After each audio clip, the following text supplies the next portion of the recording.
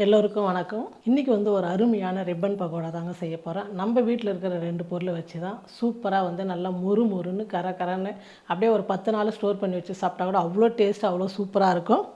அதுக்கு வந்து நம்ம ஃபஸ்ட்டு வந்து பாசிப்பருப்பை வந்து வேக வச்சுக்கலாம். நான் வந்து இந்த கப்பில் வந்து நீங்கள் எந்த கப்பு வேணால் எடுத்துங்க, அளவு மட்டும் கரெக்டாக எடுத்துக்க. நான் இந்த கப்பில் 1 கப்பு பாசிப்பருப்பு எடுத்து ஒரு 10-20 நிமிஷம் முன்னாடி நல்லா ஊற வச்சுட்டேன். நல்லா கழுவிட்டு 4-5 முறை இப்போ வந்து ஒரு குக்கரில் வந்து சேர்த்துக்கலாம். 1 கப்பு பாசிப்பருப்புனா 2 கப்பு தண்ணி வச்சு நம்ம வேக வச்சு எடுத்துக்கலாம். நல்லா நைஸாக வேக வச்சு எடுத்துக்கணும். பருப்பு எடுத்து அதே கப்பில் 2 கப்பு தண்ணி சேர்த்துக்கலாம். ஒரு 3 விசில் வந்து வச்சு எடுத்துக்கலாம். 3 விசில் வச்சாவே நமக்கு வந்து பருப்பு நான் ஒரு 10-15 நிமிஷம் வந்து நல்லா ஊற வச்சுக்கிட்டதுனால 3 விசில் வந்து நல்லா வந்து வெந்துடும். நல்லா குழ நல்லா வேகணும். பருப்பு வந்து 1-2 இருந்து தான் முறுக்கு செய்யும் போது முறுக்கு குழல் அடைச்சிக்கும், வெடிக்கும். அதனால் வந்து நல்லா நைஸாக வேக வச்சுக்கோங்க. 3 விசில் வந்தோடனே ஆஃப் பண்ணிடலாம். பாருங்கள், பாசிப்பருப்பு வந்து 3 விசில் விட்டு எடுத்துக்கிட்டால் நல்லா வெந்துடுச்சு. நம்ம அப்படியே மசிச்சுக்கலாம். இருந்தாலும் ஒவ்வொரு பருப்பு இருந்ததுன்னா வந்து முறுக்கு குழால் போடும்போது அடைச்சிக்கும், அப்புறம் வந்து வெடிக்க ஆரம்பிச்சிடும். அதனால் நல்லா சூடு ஆறட்டும்னு சொல்லிட்டு மிக்சியில் போட்டு நல்லா நைஸாக அரைச்சி எடுத்துக்கலாம். காரத்துக்கு வந்து நான் பச்சை மிளகா சின்னதாக ஒரு 8 எடுத்து வச்சுருக்கிறேன். உங்களுக்கு காரம் எந்த அளவுக்கு தேவையோ பச்சை மிளகா வேணுன்றவங்க சேர்த்துக்கலாம், இல்லைனா வந்து நீங்கள் மிளகாத்தூள் கூட சேர்த்துக்கலாம்.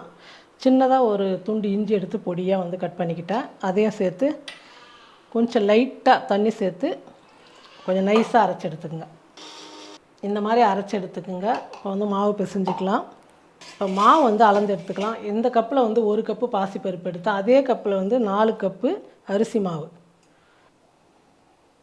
அளவு வந்து கரெக்டாக இருந்தால் தான் சாப்பிட்றதுக்கு முறுமுறுப்பு நமுத்து போகாது, டேஸ்ட் எல்லாமே வந்து நல்லாயிருக்கும்.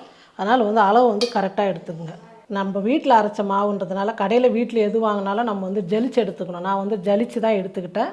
நல்லா ஜலிச்சு எடுத்துக்கிட்டேன். 4 கப்பு 1 கப்பு பாசிப்பருப்புக்கு 4 கப்பு வந்து பச்சரிசி மாவு. இது அதை நான் வெயிலில் நல்லா காய வச்சு அரைச்ச மாவு. நிறையா போன கமெண்ட்டில் வந்து நான் சொல்லியிருந்தேன், இருந்தாலும் மறுபடியும் கமெண்ட்டில் நிறைய பேர் கேட்டுருந்துங்க, இது எப்படி புழுங்கல் அரிசியாக பச்சரிசியான்னு சொல்லிட்டு. பச்சரிசி அதுவும் ரேஷனில் வாங்கின அரிசி தான்.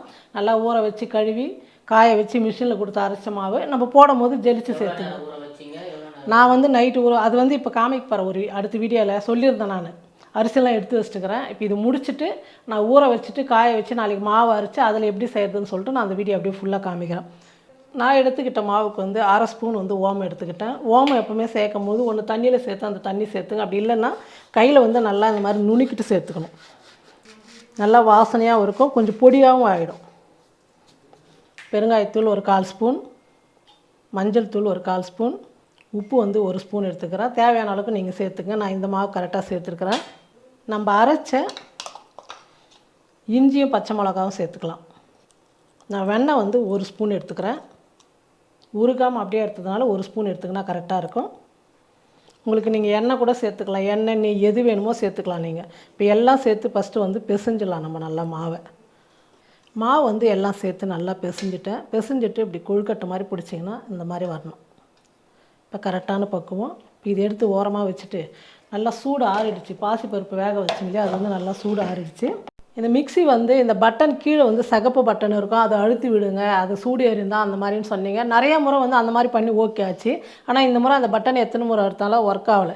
ஏன்னா இந்த இடத்துல வந்து கீழே சின்னதாக ஒரு இவ்வளோ பெருசு பட்டையாக இருக்குது. அது என்னன்னு தெரியல. எனக்கு அப்பா கழட்டி பார்த்தார் வீட்லேயே. அவர் இந்த மாதிரி சின்ன சின்ன விஷயம்லாம் வீட்லேயே கழட்டி பார்ப்பார். அது முடிஞ்சால் நம்மளே ரெடி பண்ணிக்குவார். ஏன்னா கடையில் போய் கேட்டதுக்கு 500 ரூபா 1000 ரூபா அப்படின்னு சொன்னாலும் அது அவங்க மாட்டி கொடுக்கறதுக்கு அது ஒரே ஒரு 50 ரூபா தான் அது ரேட்டு. அது வாங்கின்னு வந்து அவரே வந்து கழட்டி எல்லாம் க்ளீன் பண்ணிட்டு மாட்டி விட்டார். இப்போ மிக்ஸி வந்து ஓடுது. மிக்ஸி கப்பில் சேர்த்து நல்லா நைஸாக அரைச்சிக்கலாம். 2 நாள் அந்த மிக்ஸி இல்லாமல் புல்லட் மிக்ஸிலே போட்டு அரைக்கிறது கஷ்டமாக இருந்தது. கொஞ்சம் அதிகமாகலாம் அதில் அரைக்க முடியல. பவுட்ரு மட்டும் தான் அதில் ஈஸியாக இருக்குது. பாருங்கள், இந்த மாதிரி வந்து நைஸாக அரைச்சிக்கணும். இதை மாவில் சேர்த்துடலாம். இப்போ இருக்கிறதே நம்ம இதே மாதிரி அரைச்சி எடுத்துக்கலாம். அரைச்சது எல்லாத்தையும் எடுத்து மாவில் சேர்த்துட்டு இப்போ மாவு வந்து பிசைஞ்சிக்கலாம். நம்ம இதில் பிசைஞ்சிட்டு தண்ணி வந்து பத்தலைன்னா கொஞ்சமாக தெளித்து பண்ணிக்கலாம்.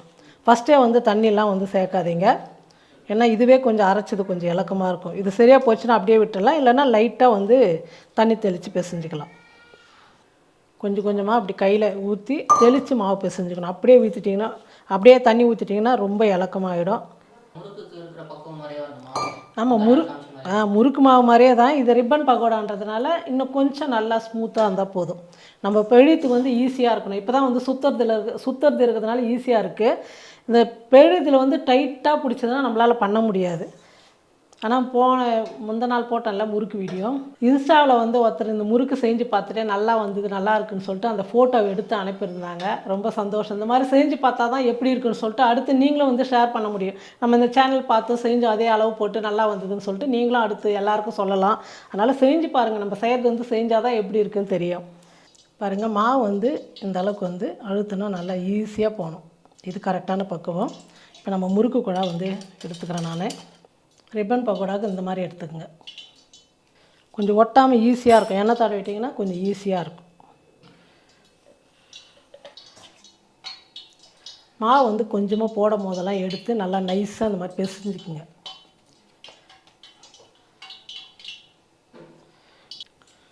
மாவு மேலே ஒரு துணி போட்டு மூடிடுங்க. இந்த மாதிரி எண்ணெய் காஞ்சிடுச்சான்னு சொல்லிட்டு கொஞ்சோண்டு மாவு எடுத்து போட்டு பாருங்கள். போட்ட உடனே மேலே வந்ததுன்னா எண்ணெய் வந்து காஞ்சிடுச்சு. இப்போ நம்ம வந்து புழிஞ்சிக்கலாம்.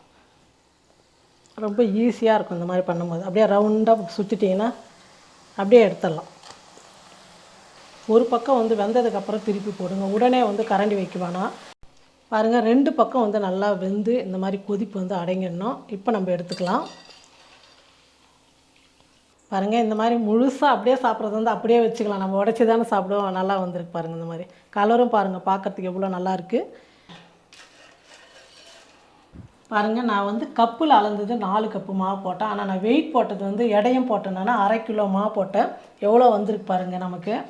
இப்போ நம்ம இது வந்து உடச்சிக்கலாம். அப்படியே வந்து பாக்ஸ்லேயும் போட்டு வைக்க முடியாது. உடச்சி வச்சு நல்லா சூடு ஆறட்டுன்னு சொல்லிட்டு நம்ம கவரில் போட்டு இல்லை பாக்ஸில் போட்டு ஸ்டோர் பண்ணி வச்சிங்கன்னா 10 நாள் ஆனால் கூட கெட்டு போகாது. அதுவும் வந்து நம்ம பாசி பருப்பில் செஞ்சதுனால ரொம்ப ரொம்ப சூப்பராக இருக்கும். அப்போ நீ சாப்பிட்டு பார்த்து எப்படி இருக்குடா? நான் சாப்பிட்டுலாம் பார்த்தேம்மா. பொரிக்கும் போதே அங்கங்கே சாப்பிட்டுட்டேன். நல்லா டேஸ்ட்டு.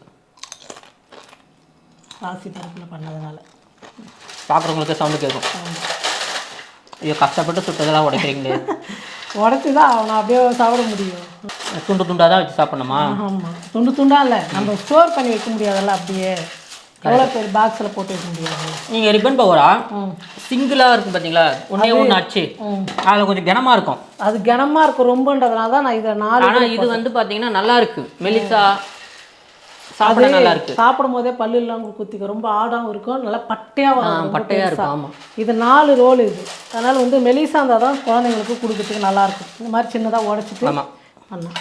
கிட்ஸுங்களாம் உண்மையிலே அப்படியே போட்டு சாப்பிட்டாங்கன்னா சின்ன பிளேட்டில் வச்சுட்டு ஸ்கூலுக்கெல்லாம் பாக்ஸில் போட்டு நறுக்குன்னு சாப்பிட்டுடுவாங்க. வச்சுக்கோங்க, வாய் வலிக்காது. நல்லா சாஃப்டாகவும் இருக்கும்.